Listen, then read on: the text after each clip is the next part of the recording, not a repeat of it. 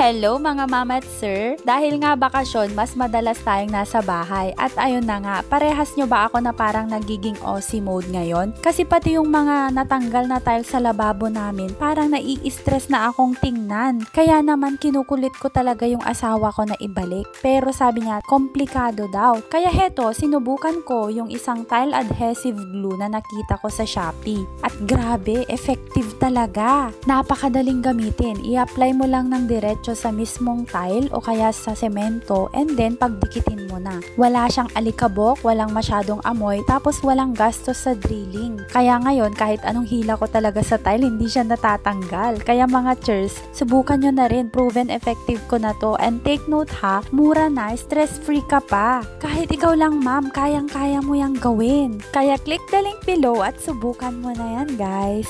Ito pala ang Teching Teacher Shopee Finds!